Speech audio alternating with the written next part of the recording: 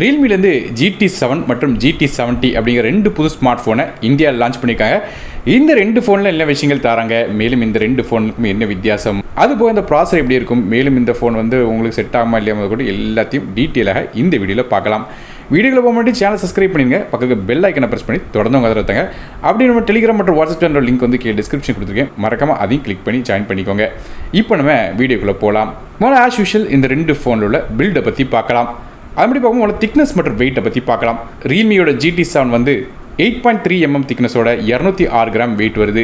அதே ரியல்மியோட GT70 பொறுத்தவரையும் 8.88 mm திக்னஸோட 205 gram wait வருது.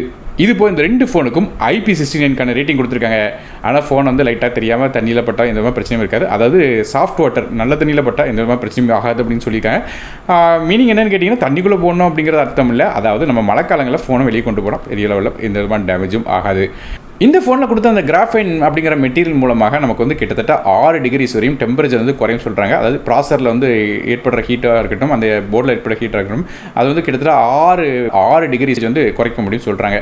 ஸோ பில் குவாலிட்டி இந்த ஃபோனில் நல்லாவே கொடுத்துருக்காங்க. மற்றபடி மிலிட்ரி ஸ்டாண்டர்ட் மாதிரியான எந்த ஒரு விஷயமும் கொடுக்கல. ஆனால் இந்த ரெண்டு ஃபோனில் இந்த ரியல்மி GT7 வாங்கினீங்கன்னா அதில் வந்து இன்னும் கொஞ்சம் பெட்டரான மெட்டீரியல் வந்து கொடுத்துருக்கா சொல்கிறாங்க. குறிப்பாக இந்த ஐசென்ஸ் ப்ளூ அப்படிங்கிற கலர் வாங்கினீங்கன்னா ப்ளூ கலர் ஃபைபர் கிளாஸில் வந்து செஞ்சுருக்கிறதா சொல்கிறாங்க. அதே வந்து பிளாக் கலர் வாங்கும்போதும் கிராஃபின் கூட வந்து இந்த ஷிமரிங் மைக்கா பார்ட்டிகல்ஸ் கூட வந்து சேர்த்து வந்து செஞ்சுக்கிறதா சொல்கிறாங்க. அடுத்த ரெண்டு ஃபோனோட டிஸ்பிளே பற்றி பேசலாம். இந்த ரெண்டு ஃபோன்லையும் ஒரு 6.78 இன்ச்சுக்கான 1.5K AMOLED டிஸ்பிளே கொடுக்குறாங்க. இந்த ரெண்டு ஃபோன்லையும் நமக்கு வந்து ரெஃப்ரெஷ் ரேட் அப்படின்னு பார்க்கும்போது 120 ஹெர்ட்ஸ் வரையும் போகுது. அதே பிரைட்னஸை பொறுத்தவரையும் 6000 நிட்ஸ் வரையும் பீக் பிரைட்னஸ் கொடுக்குறாங்க. இது இப்போ இந்த ரெண்டு ஃபோன்லையும் 360 ஹெர்ட்ஸ்க்கான touch sampling, 100% DCI-P3 colour gamut support, 2600 nits வரையும் ஹை ஃப்ரீக்வன்சி PWM இன்டிமிக் சப்போர்ட் மாதிரியான விஷயங்கள் கொடுக்குறாங்க. மேலும் இந்த ரியல்மி GT7 வாங்கினீங்கன்னா அந்த ஹார்ட்வேர் லெவலில் வந்து நமக்கு வந்து DC டிமிக் சப்போர்ட்டும் இருக்குன்னு சொல்லியிருக்காங்க. ஆர்மர் ஷெல் கிளாஸ் டிஸ்பிளே கொடுக்குறா சொல்கிறாங்க ப்ரொடெக்ஷனுக்காக. இது போக ரெண்டுமே நமக்கு வந்து பஞ்சுவல் டிஸ்பிளே கொடுக்குறாங்க. அது போய் இன் டிஸ்பிளே ஃபிங்கர் பிரிண்ட்ஸ் கலரும் இருக்குது. ஸோ டிஸ்பிளே ஒரு நல்ல தரமான டிஸ்பிளே கொடுத்துருக்காங்க ரெண்டு ஃபோன்லையுமே. ஸோ ரெண்டு ஃபோன்லையும் நமக்கு மீடியா கன்சப்ஷனாக இருக்கட்டும், கேமிங்காக இருக்கட்டும், எல்லாமே நல்லாயிருக்கும். அடுத்ததாக பெர்ஃபார்மன்ஸை பற்றி பார்க்கலாம். இந்த ரெண்டு ஃபோனும் நமக்கு வந்து பெர்ஃபார்மன்ஸை கொஞ்சம் வித்தியாசப்படுது. அதாவது ரியல்மியோட GT7 வாங்கினீங்கன்னா அது ஃப்ளாக்ஷிப் ஃபோனாக வருது. அது ரியல்மியோட GT70 வந்து ஒரு higher and mid range smart ஃபோனாக வருது. ஸோ இந்த ரெண்டு ஃபோனில் உள்ள ப்ராசரை பற்றி பார்க்கலாம். அதுபடி பார்க்கும்போது ரியல்மி GT7 எடுத்துக்கிட்டிங்கன்னா அது மீடியா கூட டிமென்சிட்டி 9400E அப்படிங்கிற ஒரு 4 nm ப்ராசர் கொடுக்குறாங்க. கிராஃபிக்ஸ்க்காக இந்த ஃபோனில் இம்மார்டலிஸ் G720 MC12 அப்படிங்கிற GPU கொடுக்குறாங்க. ஸோ இந்த ப்ராசரோட பெர்ஃபார்மன்ஸ் எப்படி இருக்கும் பார்க்கும்போது இதோட ரேங்கிங்கே இப்போ இங்கே ஸ்க்ரீனில் பார்க்கலாம். அதாவது இந்த ப்ராசருக்கு நமக்கு வந்து ஓவரால் ப்ராசர்லாம் கம்பேர் பண்ணி பார்த்தோம்னா 5வது ரேங்க் கிடைக்குது. மார்க்னு பார்த்தீங்கன்னா 195 மார்க்கும் A+ கிரேடும் கிடைக்குது. அதாவது ஃப்ளாக்ஷிப் செட்டாக கொடுத்துருக்காங்க. சிம்பிளாக சொன்னாங்க கேட்டிங்கன்னா எவ்வளோக்கு ஹெவியான கேம்ஸ் ரன் பண்ண சரி, ஆப்ஸ் ரன் பண்ண சரி, மல்டி டாஸ்கிங் ரன் பண்ண சரி, இந்த ஃபோன் கண்டிப்பாக நல்லா பெர்ஃபார்ம் பண்ணும். ஹையர் அண்ட் ஸ்பெக் உள்ள ஃபோனாக வருது. அதுவே நமக்கு வந்து ரியல்மியோட GT70 எடுத்துக்கிட்டிங்கன்னா அதில் வந்து மீடியா கூட டிமென்சிட்டி 8400 மேக்ஸ் அப்படிங்கிற சிப்செட் வந்து பயன்படுத்துகிறாங்க. இது ஒரு 4 nm ப்ராசராக வருது. கிராஃபிக்ஸ்க்காக மாலியோட G720 அப்படிங்கிற GPU கொடுக்குறாங்க. ஸோ இந்த ப்ராசர் ரேங்கிங்னு பார்த்தீங்கன்னா நமக்கு வந்து ஒரு ரேங்க் வந்து ஒரு 15 அல்லது 16 ரேங்க் கிட்ட வரும். கிரேடை பொறுத்தவரையும் A கிரேட் கிடைக்குது. மார்க்கை பொறுத்தவரையும் நமக்கு 182 மார்க்கு அப்ராக்சிமேட்டாக இதுக்கு வந்து கிடைக்கும். ஸோ பெர்ஃபார்மன்ஸ் அப்படின்னு கேட்டிங்கன்னா இதுலேயுமே ஆப்ஸ் ரன் பண்ணலாம், மல்டி டாஸ்கிங் ரன் பண்ண முடியும். கேம்ஸ் பார்க்கும்போது என்ட்ரோல் கேம்ஸ், ஹெவியான கேம்ஸ் கூட விளையாடலாம். ஆனால் இந்த ரெண்டு ஃபோன்லேயும் வந்து பெர்ஃபார்மன்ஸ் நல்லா இருந்தாலும் நமக்கு வந்து எது ரொம்ப பெஸ்ட்டாக இருக்கும் அப்படின்னு கேட்டிங்கன்னா நமக்கு வந்து இந்த ரியல்மி GT7 தான். காரணம் டிமென்சிட்டியோட 9400E அப்படிங்கிற இன்னும் கொஞ்சம் பெட்டரான பெர்ஃபார்மன்ஸ் வந்து சிப்செட் கொடுத்துருக்காங்க. ஸோ ரெண்டுலேயுமே பெர்ஃபார்மன்ஸ் நல்லாயிருக்கும். ஆனால் வந்து நமக்கு ரியல்மி GT7 இன்னும் கொஞ்சம் பெட்டராக இருக்கும். மேலும் கேமிங் விளையாடுறவங்களுக்கு ஹீட் ஆகக்கூடாதுங்கிறதுக்காக இந்த ஃபோனில் ஒரு 7700 mm ஸ்கோருக்கான VC liquid cooling chamber கொடுக்குறாங்க.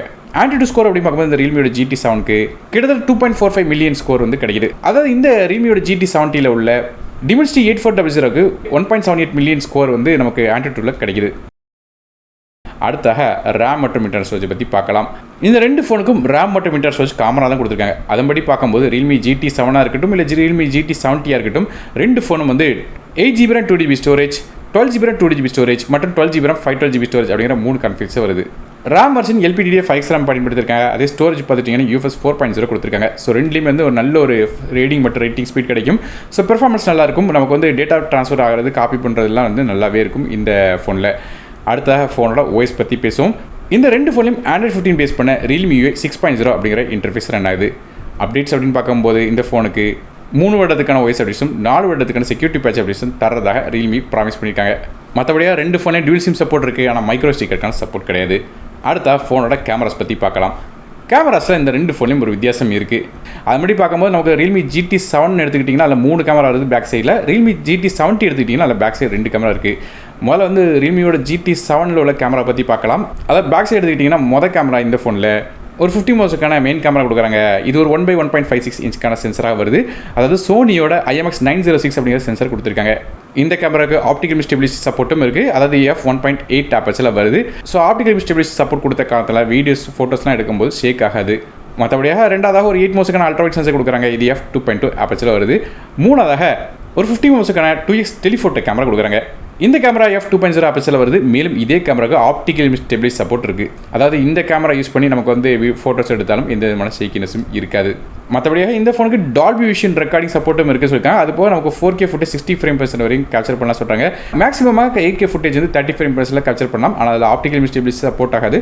4K ஃபுட்டேஜ் 60 ஃப்ரேம்/s கேப்சர் பண்ணும்போது நமக்கு வந்து இந்த ஃபோனில் ஆப்டிகல் ஸ்டெபிலிட்டி சப்போர்ட் கிடைக்கும். அதுவே Realmeயோட GT70 உள்ள கேமராஸ் பற்றி பார்க்கலாம். இந்த ஃபோனில் பேக் சைடில் 2 கேமரா இருக்குது. மொதல் கேமரா 50 மெகாபிக்சலுக்கான சோனியோட IMX896 அப்படிங்கிற சென்சர் கொடுக்குறாங்க. ஸோ இந்த கேமரா எடுத்துக்கிட்டிங்கன்னா நம்ம வந்து Realmeயோட GT7 கம்பேர் பண்ணி போகும். அதோட கொஞ்சம் குட்டி டவுன் கிரேட், அதாவது கொஞ்சம் பெர்ஃபார்மன்ஸ் வந்து அதோட கம்மியாக இருக்கும். என்னது இந்த ரெண்டு கம்பேர் பண்ணி பார்த்தீங்கன்னா எது பெஸ்ட்டுன்னு கேட்டிங்கன்னா நமக்கு Realmeயோட GT7 சொல்லலாம். மற்றபடியாக இந்த கேமராவும் நல்லா தான் இருக்கும். பிரைமரி கேமரா, அதாவது இது வந்து 1/1.56 இன்ச்சுக்கான சென்சராக வருது. f1.8 ஆப்பர்ச்சரில் தராங்க. மேலும் இந்த கேமராவுக்கும் ஆப்டிகல் ஸ்டெபிலிட்டி சப்போர்ட்லாம் இருக்குது. ரெண்டாவதாக ஒரு 8 மெகாபிக்சலுக்கான அல்ட்ராவைட் சென்சர் கொடுக்குறாங்க. இது f2.2 ஆப்பர்ச்சரில் வருது. அது Realmeயோட GT7 பயன்படுத்தப்பட்ட அதே கேமரா தான்.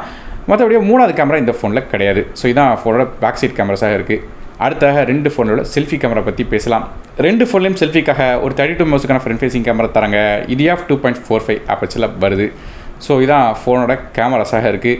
மற்றபடியாக நமக்கு இந்த ரெண்டு ஃபோன்லையும் நமக்கு வந்து IR சென்சர் கொடுக்குறாங்க. அதை ரிமோட்டாக கூட இந்த ரெண்டு ஃபோனையும் யூஸ் பண்ணிக்கலாம். அதாவது வீட்டில் உள்ள டிவியாக இருக்கட்டும், ஏசியாக இருக்கட்டும், இல்லை ரிமோட் கண்ட்ரோல் மூலமாக இயங்கக்கூடிய எந்த ஒரு டிவைஸ், செட் ஆஃப் பாக்ஸ் முதற்கொண்டு எல்லா விஷயத்தையும் நீங்கள் டேரெக்டாக உங்கள் ஃபோன்லேருந்தே அந்த டிவைஸஸ் வந்து கண்ட்ரோல் பண்ண முடியும். அடுத்தபடியாக ஆடியோஸ் பற்றி பேசலாம். இந்த ஃபோனை நமக்கு வந்து USB டைப் சைடு தான் தராங்க. மற்றபடி ஸ்டீரியோ ஸ்பீக்கர் சப்போர்ட் இருக்குது. ஹைரஸ் ஆடியோ சப்போர்ட்டும் தராங்க. அதே நெட்வொர்க்ஸ் பற்றி பேசணும்னா ரெண்டு ஃபோன்லையும் நமக்கு 5Gக்கான SANC சப்போர்ட் தராங்க. இப்போ டியூல் 4Gக்கான VoLTE, Wi-Fi 6, Bluetooth 5.4, dual band GPS மாதிரியான விஷயங்கள் தராங்க. இது போக NFC சப்போர்ட்டும் இருக்குது. அடுத்ததாக பேட்டரிஸை பற்றி பார்க்கலாம். இந்த ரெண்டு ஃபோனில் நமக்கு வந்து ஒரு 7000 mAh பேட்டரி கொடுக்குறாங்க. இதை சார்ஜ் பண்ணுறதுக்கு 120 வாட்க்கான ஃபாஸ்ட் சார்ஜிங் சப்போர்ட் கொடுக்குறாங்க. சார்ஜ் பண்ணுறதுக்கு USB டைப் சி போர்ட் வருது. அது மாதிரி பார்க்கும்போது Realmeயோட GT7 எடுத்துக்கிட்டிங்கன்னா அதில் 50% சார்ஜ் வெறும் 14 நிமிஷத்தில் எட்ட முடியுது. அதே 100% சார்ஜ் எடுத்துக்கிட்டிங்கன்னா 40 நிமிஷத்தில் ஃபுல் சார்ஜ் ஆகும் சொல்கிறாங்க. அதே Realmeயோட GT70 எடுத்துக்கிட்டிங்கன்னா அதில் 15% சார்ஜ் 15 நிமிஷத்தில் எட்ட முடியும் சொல்கிறாங்க. ஸோ ஒரு நிமிஷம் மட்டும் கம்மி. மற்றபடியாக ஃபுல் சார்ஜ் அதே டைம் தான். அதாவது நமக்கு 100% சார்ஜ் 40 நிமிஷத்தில் எட்டும் சொல்கிறாங்க. இதே மாதிரியாக இந்த ரெண்டு ஃபோன்லேயும் நமக்கு வந்து வித்தியாசங்கள் இருக்குது. இதுபோல் இந்த ரெண்டு ஃபோனுக்கும் சில ஸ்பெஷல் எடிஷனும் கொடுக்குறாங்க. அது நமக்கு வந்து Realme GT70 எடுத்துக்கிட்டிங்கன்னா நமக்கு வந்து இந்த ரேசிங் வேகன் லெதர் ஃபினிஷிங்கில் ஒரு ஃபோன் கொடுக்குறாங்க. அதே Realme GT7 வந்து ட்ரீம் எடிஷன் அப்படிங்கிற ஒரு கலரும் வருது. இதே மாதிரியாக ரெண்டு ஃபோனு ஸ்பெஷல் எடிஷனும் இருக்குது. கடைசியாக இந்த ரெண்டு ஃபோனோட விலையை பற்றி பார்க்கலாம். Realmeயோட GT7 8GB RAM 2GB storage விலை 39,999க்கும், அதே 12GB RAM 2GB ஸ்டோரேஜ் விலை 42,999க்கும், top end 12GB RAM 512GB storage விலை 46,999 அப்படிங்கிற பிரைசிங்கில் கொடுக்குறாங்க. இது போக நான் ஏற்கனவே சொன்ன இந்த ஸ்பெஷல் எடிஷன் ஒன்று இருக்குன்னு சொல்லியிருந்தேன். அந்த ஃபோன் வந்து 49,999 அப்படிங்கிற பிரைசிங்கில் தரதாக சொல்லியிருக்காங்க. அடுத்தபடியாக Realmeயோட GT70 விலையை பற்றி பார்க்கலாம். இந்த ஃபோனில் 8GB RAM 2GB ஸ்டோரேஜ் விலை 34,999க்கும், அதே 12GB RAM 2GB ஸ்டோரேஜ் விலை 37,999க்கும், top end 12GB RAM 512GB storage விலை 41,999 அப்படிங்கிற விலையில் வந்து அமேசான் வெப்சைட்டில் வந்து விற்கிறாங்க. ஸோ கிட்டத்தட்ட ஒரு ஃப்ளாக்ஷிப் பெர்ஃபார்மன்ஸ் வந்து ரெண்டு ஃபோன்லேயும் வந்து கிடைக்கிது. அந்த Realme GT7 கூட கொஞ்சம் பெட்டரான எக்ஸ்ட்ரா பவர் உள்ள ப்ராசஸர் வந்து கொடுக்குறாங்க. மற்றபடி கேமராஸ் மட்டும் ரெண்டு ஃபோன்லையும் கொஞ்சம் வித்தியாசம் வருது. நமக்கு வந்து Realme GT7 வந்து கூட கொஞ்சம் பெட்டரான IMX906 அப்படிங்கிற சென்சர் கொடுத்துருக்காங்க. அதுபோல் மூணாவதாக ஒரு டெலிஃபோட்டோ கேமரா கொடுக்குறாங்க. இது சாம்சங்கோட கேமராவாக இருக்குது. ஸோ கேமரா டிபார்ட்மெண்ட்லையும் கூட கொஞ்சம் பெட்டராக சேல் பண்ணணும், அந்த ஃப்ளாக்ஷிப் ஃபோனாக இருக்கணும் அப்படின்னு நினச்சிங்கன்னா Realme GT7க்கு போகலாம். மற்றபடியாக எனக்கு வந்து ப்ரைஸிங் ஒரு 30,000 செக்மெண்ட் கீழே வந்து ஒரு ஃபோன் வேணும். அதுவுமே வந்து கேமரா ஓரளவு டீசெண்டாக இருந்தால் போதும். ரொம்ப ஃப்ளாக்ஸ் லெவலில் இல்லாட்டாலும் இந்த மொதல் கேமரா கொஞ்சம் டீசெண்டாக கேப்சர் பண்ணணும். பெர்ஃபார்மன்ஸும் ஓரளவு டீசெண்டாக வேணும்னு நினச்சிங்கன்னா இந்த Realme GT70க்கு போகலாம்.